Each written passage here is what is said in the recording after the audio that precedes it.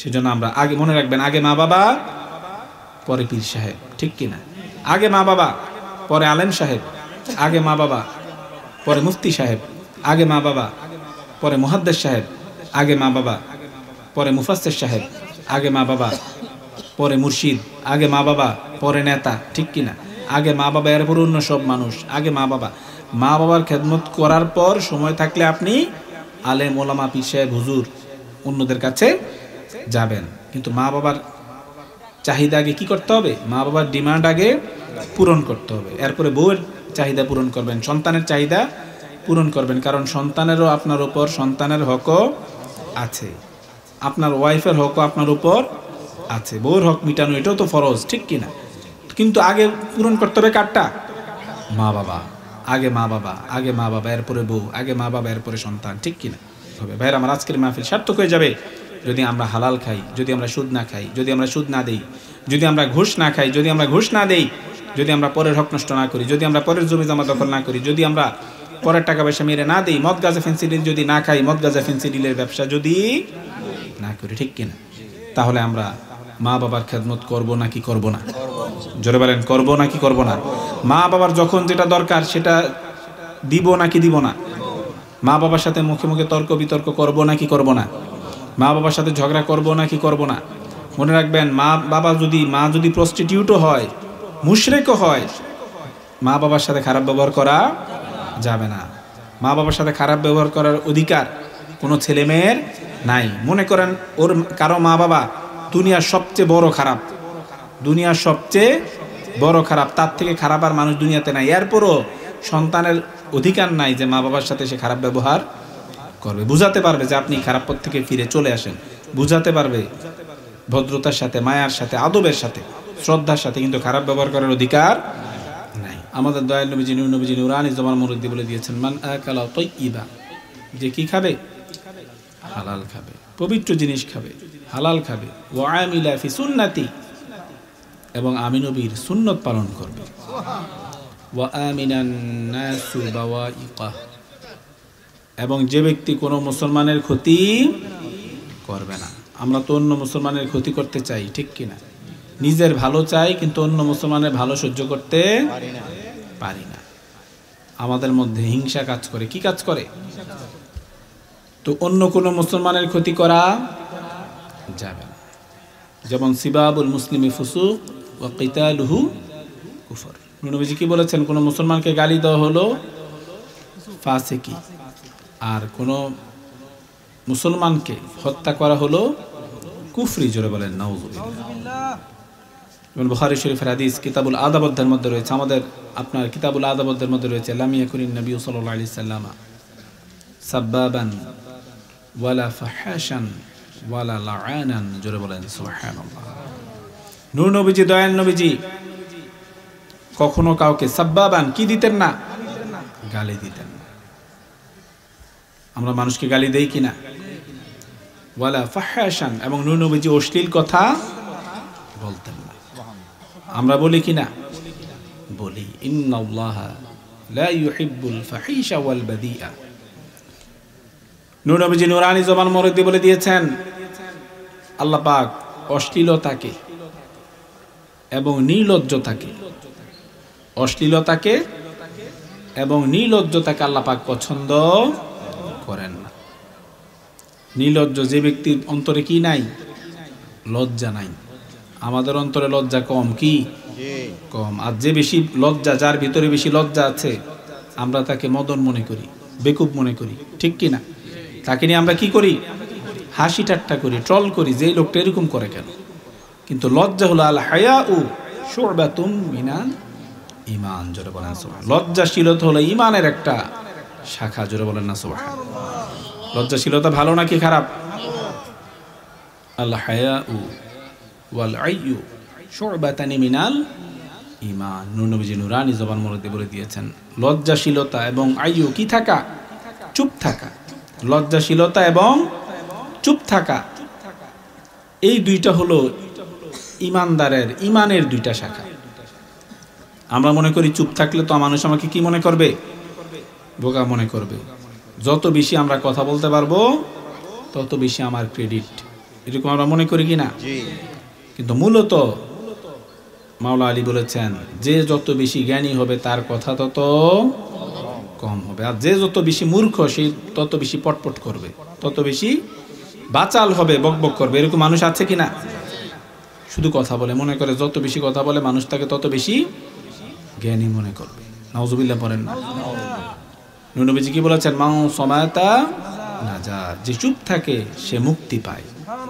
যেমন আরেকটা হাদিস শরীফ আমাদের দয়াল নবীজি নুরানি জবানের মধ্যে বলে দিয়েছেন, মাকামু রাজুলিন বিসসমতি আফদালু মিন ইবাদাতি 60 সানা। জোরে বলেন না সুবহানাল্লাহ। নবীজি নুরানি জবানের মধ্যে বলে দিয়েছেন, দুনিয়ার কথা না বলে চুপ থাকলে, যে ব্যক্তি দুনিয়ার কথা বলে না বলে চুপ থাকে, আফদালু মিন ইবাদাতি 60 সানা, 60 বছর ইবাদত করলে যে সওয়াব, দুনিয়ার কথা না বলে চুপ থাকলে তার থেকেও বেশি সওয়াব।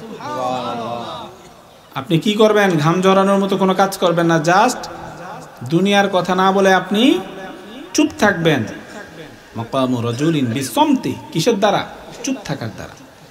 60 বছর ইবাদত করলে যে সওয়াব তার থেকেও বেশি সওয়াব। তাহলে আমরা দুনিয়ার কথা বলবো নাকি চুপ থাকবো? দুনিয়ার কথা বলা থেকে চুপ থাকা উত্তম। চুপ থাকার থেকে আল্লাহ রাসূলের কথা বলা উত্তম। জোরে বলেন সুবহানাল্লাহ। ওয়াল বাদাউ ওয়াল বায়ানু শুরবাতানি মিনান নিফাক, ওয়াল বাদাউ ওয়াল বায়ানু শুরবাতানি মিনান নিফাক। জোরে বলেন নাউজুবিল্লাহ। আর নবীজি বলেছেন নির্লজ্জতা কি? নির্লজ্জতা, লজ্জাশীল। আমরা কি, আমাদেরকে কি হতে হবে? লজ্জাশীল হতে হবে। আল হায়াউ লা ইয়াতি ইল্লা বি খায়র, আল হায়াউ লা ইয়াতি ইল্লা বি খায়র। নবীজি নুরানি জবানের মধ্যে বলে দিয়েছেন লজ্জাশীলতার ভিতরে ভালো ছাড়া আর অন্য কোনো কিছু নাই। সুবহানাল্লাহ। লজ্জাশীলতার ভিতরে শুধু ভালো আছে, ভালো ছাড়া আর অন্য কোনো কিছু নাই। তাহলে আমরা লজ্জাশীল হতে চাই কিনা? আর যারা নির্লজ্জ, শেমলেস, যারা কি শেমলেস, যারা নির্লজ্জ, যাদের ভিতরে লজ্জা নাই, নবীজি বলেছেন ওয়াল বাদাউ ওয়াল বায়ানু শুরবাতানি মিনান নিফাক। যে ব্যক্তি নির্লজ্জ, যার অন্তরে লজ্জা নাই, এবং যে ব্যক্তি বাচাল, বেশি কথা বলে, এই দুইটা হলো মুনাফিকের দুইটা শাখা। একটু জোরে বলেন না নাউজুবিল্লাহ।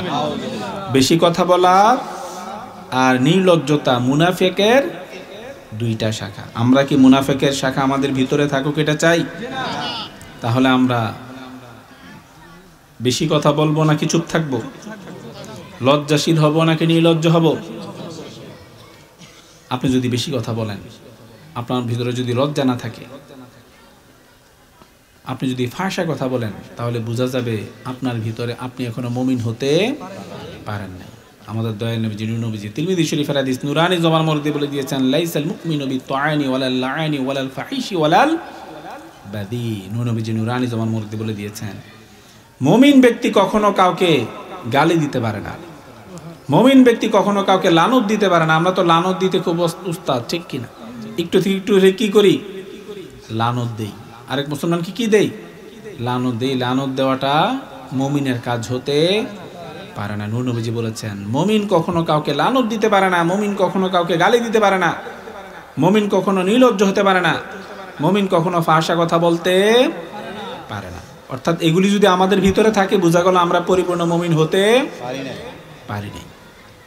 তাহলে আমরা এগুলি আমল করতে চাই কিনা? কথা বলেন, চাই কিনা? মানুষকে গালি দেওয়া যাবে না, মানুষকে হার্ট করে কথা বলা যাবে না, ভালো ব্যবহার করতে হবে। কি করতে হবে? ভালো ব্যবহার করতে হবে। যেমন আমরা যদি মানুষের সাথে খারাপ ব্যবহার করি, কি ব্যবহার করি? খারাপ ব্যবহার করি। আমাদের দয়াল নবীজি নুরানি জবানের মধ্যে বলে দিয়েছেন লা ইয়াদখুলুল জান্নাতা সাইয়্যুল মালাকা, লা ইয়াদখুলুল জান্নাতা সাইয়্যুল মালাকা। যার চরিত্র খারাপ, যার ব্যবহার খারাপ, সে জান্নাতে প্রবেশ করতে পারবে না। জোরে বলেন নাউজুবিল্লাহ। আমরা জান্নাতে যেতে চাই কিনা? তাহলে চরিত্র ভালো করার দরকার আছে কিনা? ব্যবহার ভালো করার দরকার আছে কিনা?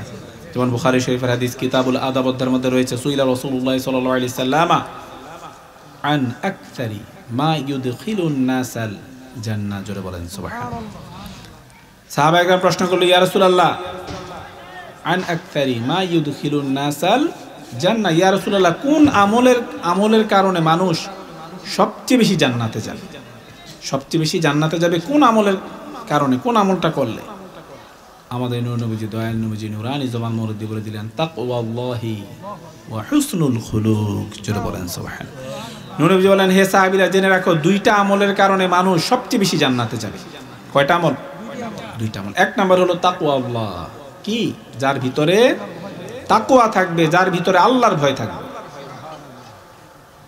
ইন্না আকরামাকুম ইনদাল্লাহি আতকাকুম।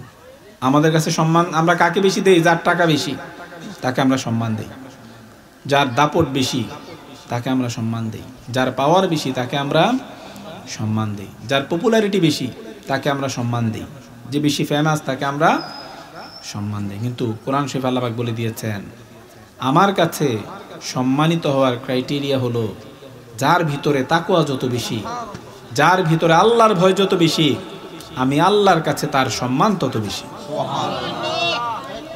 তাহলে আল্লাহর কাছে ধনী গরিব ম্যাটার করে না। গরিবের দাম আছে কিনা? গরিবের দাম আছে। আমরা তো গরিবকে দাম দেই না, ঠিক কিনা? আমাদের দয়াল নবীজি নূরানী জবান মুরদ্দি বলে দিয়েছেন, আল ফুকারাউ ইয়াদখুলুল জান্নাতা ক্বাবলা আল আগনিয়াই বি500 আম। জোরে বলেন সুবহানাল্লাহ। ফাকিরের বহুবচন কি? ফুকারা। আল ফুকারা, গরিবরা, ইয়াদখুলুল জান্নাতা, কোথায় প্রবেশ করবে? জান্নাতে। ক্বাবলা আল আগনিয়া, গনি মানে ধনী, গনির বহুবচন হলো আগনিয়া। গনির বহুবচন কি? আগনিয়া। ধনীদের পূর্বে গরিবরা জান্নাতে প্রবেশ করবে। কতদিন পূর্বে? বি500 আম, 500 বছর পূর্বে। সুবহানাল্লাহ। তো গরিবের সম্মান আছে কিনা? যারা বাক পাঞ্জাতনে চাটমোহর নিয়েছেন, মাটির সাথে লাগাবেন না, পায়ের সাথে লাগাবেন না, মাটির সাথে লাগাবেন না, পায়ের সাথে লাগাবেন না, ডান হাতে রাখেন, আদবের সাথে রাখেন। ঘরে নিয়ে এমন জায়গায় রাখতে হবে যেখানে বাচ্চারা টাচ করতে না পারে, কারণ বাচ্চারা 1 নাম্বার 2 নাম্বারে গেলে ঠিক মতো পাক পবিত্র হতে পারে না। বাচ্চা মানুষ, ঠিক কিনা? তারা এত পাক পবিত্র বুঝে না। এই জন্য এমন জায়গায় রাখতে হবে যাতে বাচ্চারা এটা টাচ ধরতে না পারে। চেষ্টা করবেন মাথার কাছে রাখার জন্য। কোথায়? মাথার কাছে রাখার জন্য চেষ্টা করবেন, যেখানে মাথা দিয়ে ঘুমান। তো ভাইরা, আমি কি বলছিলাম? যে গরিবরা ধনীদের 500 বছর আগে বেহেশতে যাবে। অনেক গরিব আছে নামাজ রোজা করেন, ওইগুলো না। যে গরিবরা কি করে? নামাজ রোজা করে, ইবাদত বন্দি করে। মনে করেন একটা গরিব লোক নামাজ রোজা ইবাদত বন্দি করে, আর একটা ধনী লোক নামাজ রোজা ইবাদত বন্দিগি করে। এখন তার টাকা কম দেখে তার হিসাবও কম, সে 500 বছর আগে জান্নাতে চলে যায়। নূর নবীজি নূরানী জবান মুরদ্দি বলে দিলেন, বুখারী শরীফের হাদিস, আমি যখন জান্নাতে গেলাম মেরাজে যাওয়ার সময়, কোথায় যাওয়ার সময়? ইত্তালা'তু ফিল জান্নাহ, ইত্তালা'তু ফিল জান্নাহ ফারাআইতু আকসারা আহলিহাল ফুকারা। নূর নবীজি বলেন, আমি যখন মেরাজে যাচ্ছিলাম, আমি জান্নাতে গেলাম, জান্নাতে আমি ভিজিট করলাম, জান্নাত ভিজিট করে আমি দেখলাম আকসারা আহলিহাল ফুকারা, অধিকাংশ জান্নাতি হলো গরিব মানুষ। সুবহানাল্লাহ। ম্যাক্সিমাম জান্নাতি গরিব মানুষ। ওই তলা'তু ফিন নার, জাহান্নামে আমি গেলাম, গিয়ে দেখলাম ফারাআইতু আকসারা আহলিহান নিসা, অধিকাংশ জাহান্নামী হলো মহিলা। জোরে বলেন নাউযুবিল্লাহ। এজন্য আবার মহিলাদের সাথে আমরা আবার এগুলি বলে বলে মহিলাদেরকে অপমান করা যাবে না। কোন মহিলা জাহান্নামে যাবে না যাবে এটা তো আপনি আমি জানি না, ঠিক কিনা? এজন্য মহিলা নারী জাতিকে অবজ্ঞা করা, অপমান করা যাবে না, ঠিক কিনা? এটা আল্লাহ রাসূল জানে কোন মহিলা জাহান্নামে যাবে, আপনি আমি জানি না। তো কি বলছিলাম ভাইরা আমার? যে সাহাবায়ে কেরাম বলে, ইয়া রাসূলুল্লাহ, কোন আমলের কারণে মানুষ সবচেয়ে বেশি জান্নাতে যাবে? নূর নবীজি নূরানী জবান মুরদ্দি কি বলে দিলেন? তাকওয়াল্লাহ, আল্লাহর ভয় যার অন্তরে যত বেশি সে জান্নাতে যাবে। আরেকটা হলো হুসনুল খুলুক, যার ব্যবহার, আচার ব্যবহার যত বেশি ভালো সে তত বেশি জান্নাতে যাবে। মানে জান্নাতে যাওয়ার জন্য তত বেশি উপযুক্ত, অগ্রগামী থাকবে। এরপর ওয়াসুইলা আন আকতারি মা ইউদখিলুন নাসান নারা, সাহাবায়ে কেরাম বলল, ইয়া রাসূলুল্লাহ, ঠিক আছে, যার অন্তরে তাকওয়া যত বেশি, যার ব্যবহার যত ভালো, সে জান্নাতে তত বেশি যাবে, বুঝলাম। জাহান্নামে কারা যাবে? নূর নবীজি নূরানী জবান মুরদ্দি বলে দিলেন, আল ফামু ওয়াল ফারজু, দুইটা কারণে মানুষ জাহান্নামে বেশি যাবে। কয়টা কারণে? দুইটা কারণে মানুষ জাহান্নামে বেশি যাবে। একটা হলো মুখ, আর একটা হলো লজ্জাস্থান। একটা হলো কি? মুখ। মুখ দিয়ে আমরা মিথ্যা কথা বলি, মুখ দিয়ে গীবত করি, মুখ দিয়ে ফাহশা কথা বলি, মুখ দিয়ে আপনার অপবাদ দেই। লা ইয়াদখুলুল জান্নাতা কাত্তাত, চুগলখোর জান্নাতে প্রবেশ করতে পারবে না। আমরা একজনের কথা আরেকজনের কাছে বলে কি লাগিয়ে দেই? পেস লাগিয়ে দেই, ঝগড়া লাগিয়ে দেই। এইসব মানুষকে কি বলা হয়? চুগলখোর। নবীজি বলেছেন চুগলখোর জান্নাতে প্রবেশ করতে পারবে না। তো মানুষ জাহান্নামে যাবে সবচেয়ে বেশি কোন কারণে? মুখের কারণে। কোন কারণে? মুখের কারণে। মিথ্যা কথা বলি, ঠিক কি না? মুখের হেফাজত করতে হবে। এই জন্য আমাদের দয়াল নবীজি নবীজি নুরানি জবান মোরদ্দি বলে দিয়েছেন, মাইয়াদমান লি মা বাইনা লাহইয়াইহি ওয়া মা বাইনা রিজলাইহি আদমান লাহুল জান্নাহ। জোরে বলেন সুবহানাল্লাহ। নবীজি বলেছেন যে ব্যক্তি মুখের হেফাজত করবে, মাইয়াদমান লি মা বাইনা লাহইয়াইহি ওয়া মা বাইনা রিজলাইহি, যে ব্যক্তি মুখের হেফাজত করবে এবং লজ্জাস্থানের হেফাজত করবে, অর্থাৎ লজ্জাস্থান দিয়ে জিনা করবে না। এই দুইটা জিনিসের যে ব্যক্তি হেফাজত করবে, মুখ এবং লজ্জাস্থান, আমি নবী ওয়াদা দিলাম আমি তাকে জান্নাতে নেওয়ার জন্য আমি নবী জিম্মাদার হয়ে গেলাম। আদমাল্লাহুল জান্নাহ, তাকে জান্নাতে নেওয়ার দায়িত্ব আমি নিলাম। তো মুখ আর লজ্জাস্থান এই দুইটা জিনিসের হেফাজত যদি আমরা করতে পারি আমরা নিশ্চিত জান্নাতি। কারণ নবীজির জান্নাতে, নবীজি জান্নাতটা কার? আল্লাহ সৃষ্টি করেছেন, দান করেছেন কাকে? ইন্না আ'তাইনাকাল কাউসার, কাসীর আকসার কাউসার। আল্লাহ পাক নবী সৃষ্টি করে সব নবীজিকে দান করে দিয়েছেন। আর ওয়াহাবীরা ওয়াজ করে নবীজি গরীব ছিলেন। নাউজুবিল্লাহ বলেন না? নাউজুবিল্লাহ। নবীজির কিছু ছিল না, নবীজি কি জানি স্টাফ ছিলেন, রাখাল ছিলেন। এই ওয়াহাবীদের থেকে শুধু শুনবেন নবীজির শানে আঘাত আসে এরকম কথা, ঠিক কিনা? যারা বাতিল, যারা নবীজিকে কাউবয় বলে, আবার কি বলে নবীজি কিছু ছিল না, গরিব ছিলেন, যারা এগুলি বলবে এগুলি মনে করবেন এগুলি বাতিল। এগুলি কি? বাতিল হওয়ার সিমটম, যে নবীজির সম্মানের আয়াত তাদের চোখে পড়ে না। যত নাউজুবিল্লাহ নবীজির সম্মানকে খাটো করা যায় এরকম আয়াত, এরকম হাদিস তারা বলে, ঠিক কিনা? নবীজি গরিবী হালে দুনিয়াতে ছিলেন কেন? আমাদেরকে শিক্ষা দিয়েছেন। মূলত নবীজিকে আল্লাহ পাক সব কিছুর মালিক করে দিয়েছেন। এই জন্য ভাইরা আমার কি বলছিলাম, যে মুখ এবং লজ্জাস্থান এই দুই কারণে মানুষ সবচেয়ে বেশি জাহান্নামে যাবে। জোরে বলেন নাউজুবিল্লাহ। এই জন্য আমরা মুখের হেফাজত করতে চাই কিনা? কথা বলেন, চাই কিনা? লজ্জাস্থানের হেফাজত করতে চাই কিনা? আজকে এই মাহফিলে আসা বসা যাওয়া সার্থক হয়ে যাবে যদি আমরা আজকে থেকে মুখের হেফাজত করতে পারি। মিথ্যা কথা না বলা, গীবত না করা, চুগলখড়ি না করা, কোনো ফাহশা কথা না বলা, মুখের হেফাজত যদি আমরা করতে পারি, আর লজ্জাস্থানের হেফাজত যদি আমরা করতে পারি, আজকের এই মাহফিল কি হয়ে যাবে? আমাদের আসা বসা যাওয়া সার্থক হয়ে যাবে। তো সেজন্য ভাইরা আমার, আমরা আমাদের চরিত্রকে ভালো করতে চাই কিনা? ব্যবহারকে ভালো করতে চাই কিনা?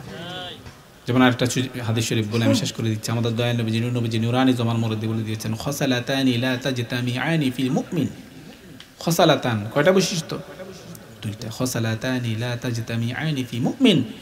নবীজি বলেছেন নুরানি জমান মুরদ্দি, দুইটা বৈশিষ্ট্য, দুইটা খাসালত কোন মুমিনের ভিতরে থাকতে পারে না। একটা হলো আল বুখলু, কি? কৃপণতা। কৃপণতা কোন মুমিনের ভিতরে থাকতে পারে না। মুমিন হবে কি? দানশীল। মুমিন কি হবে? দানশীল। কৃপণতা কোন মুমিনের ভিতরে থাকতে পারে না। দ্বিতীয়টা হলো ওয়াসুউল খুলুক, খারাপ ব্যবহার। কি কি ব্যবহার?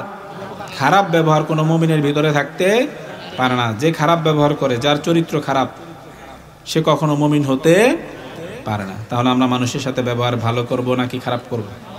জোরে বলেন, ভালো করব নাকি খারাপ করব? ভাইরা আমার, ইন্না সাহিবা হুসনিল খুলুকি লা ইয়াবলুগু বিহি দারাজাতা সাহিবিস সাওমি ওয়াস সালাহ।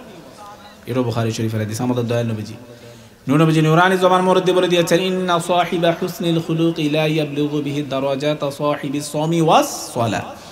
নবীজি বলেছেন নফল নামাজ পড়লে যে সওয়াব, নফল রোজা রাখলে যে সওয়াব, আমরা নফল রোজা রাখতে চাই কিনা? এই যে শাবান মাস চলতেছে, এই মাসটাতে বেশি বেশি নফল রোজা রাখার চেষ্টা করবেন।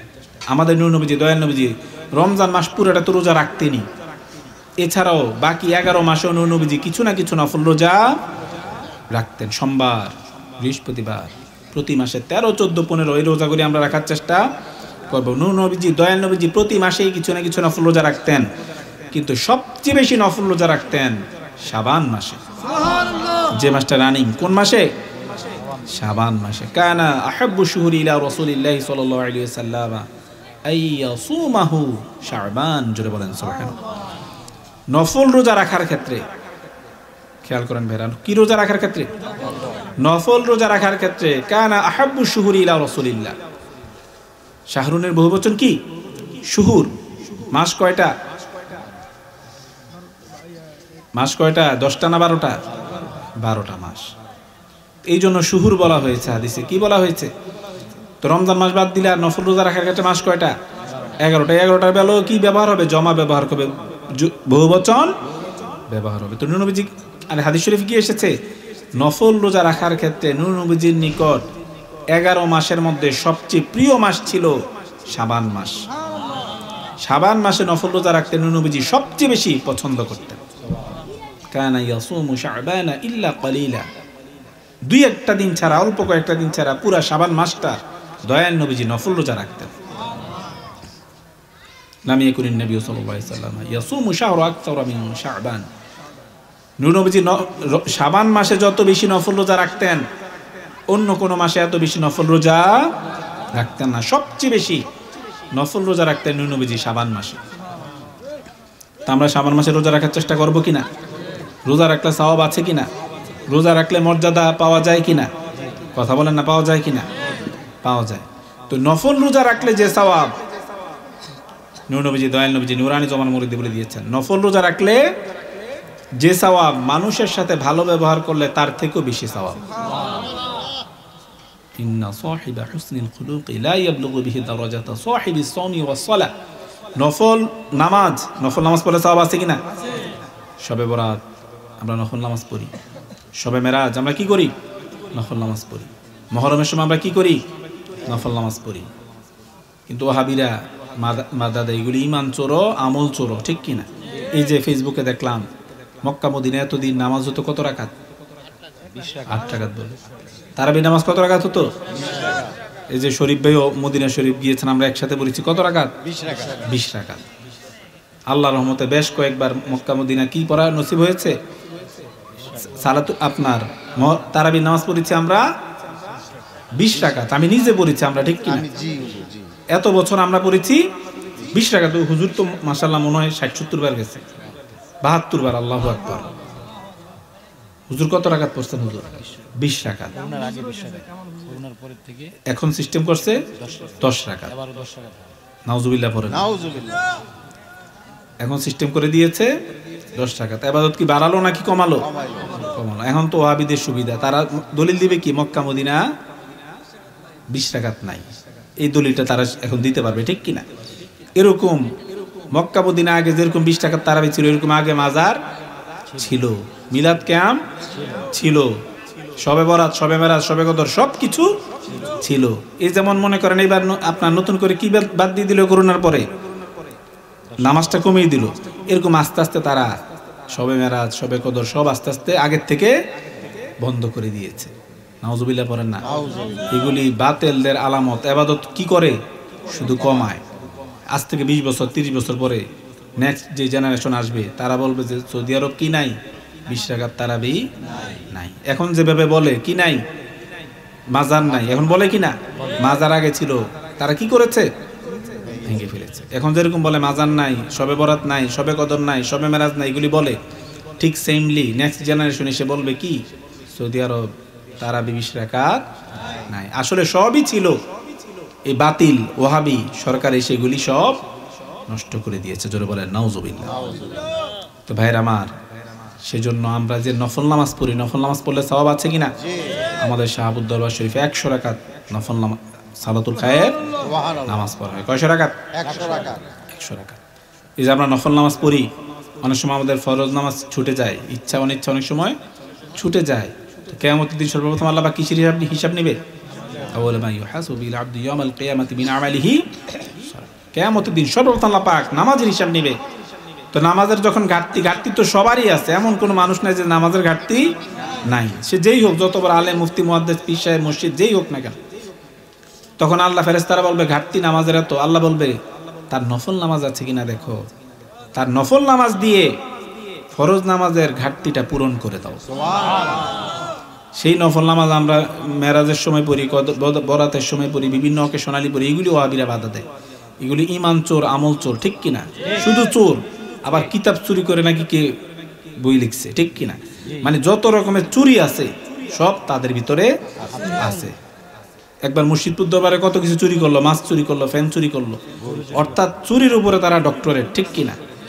তারা চুরির উপরে যদি নোবেল সিস্টেম থাকতো যে চুরির উপরে এক একটা ওয়াহাবি বাতেলরা ফার্স্ট হইতো, ঠিক কিনা? সবাই নোবেল পাইতো, পুরস্কার পাইতো। এগুলি চুরির ব্যাপারে খুব, যারা চোর আছে এলাকাতে তাদের কাছে গিয়ে চুরি শিখা দরকার, কিভাবে চুরি করতে হয়। মুর্শিদপুর দরবারে অনেক কিছু তারা চুরি করেছে।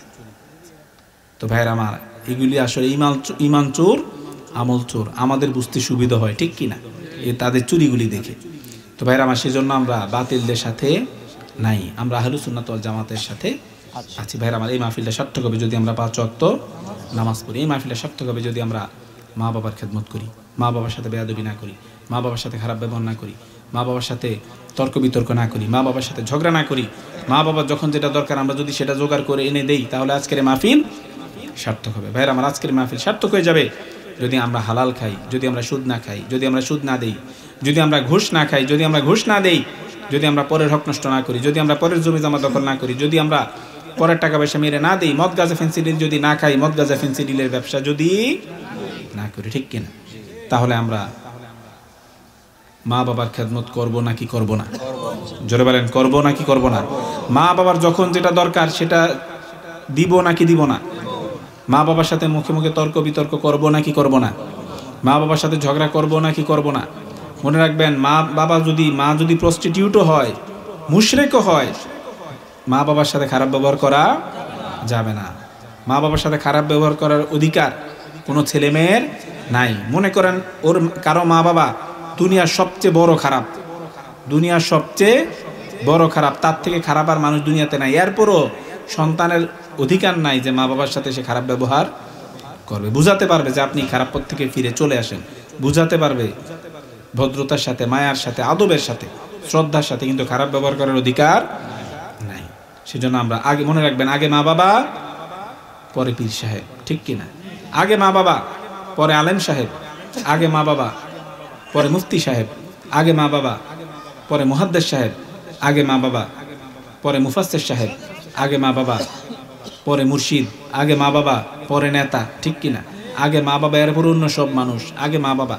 মা বাবার খেদমত করার পর সময় থাকলে আপনি আলেম, ওলামা, পীর সাহেব, হুজুর, অন্যদের কাছে যাবেন, কিন্তু মা বাবার চাহিদা আগে কি করতে হবে? মা বাবার ডিমান্ড আগে পূরণ করতে হবে, এরপরে বউয়ের চাহিদা পূরণ করবেন, সন্তানের চাহিদা পূরণ করবেন। কারণ সন্তানেরও আপনার উপর, সন্তানের হকও আছে, আপনার ওয়াইফের হকও আপনার উপর আছে, বউর হক মিটানো এটাও তো ফরজ, ঠিক কিনা?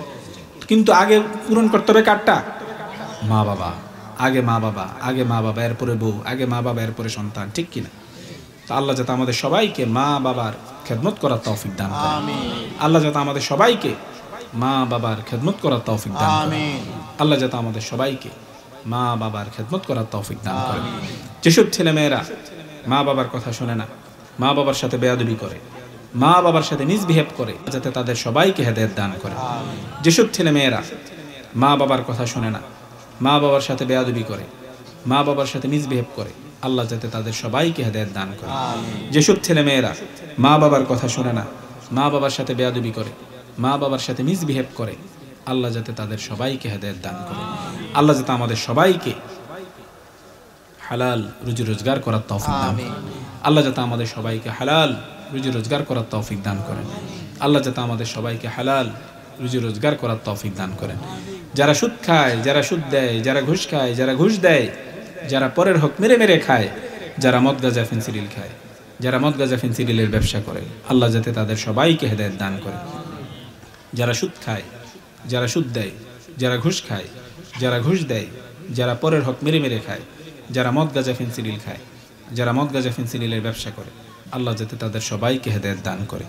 যারা সুদ খায়, যারা সুদ দেয়, যারা ঘুষ খায়, যারা ঘুষ দেয়, যারা পরের হক মেরে মেরে খায়, যারা মদ গাঁজা ফেন্সিডিল খায়, যারা মদ গাঁজা ফেন্সিডিলের ব্যবসা করে, আল্লাহ যাতে তাদের সবাইকে হেদায়েত দান করে।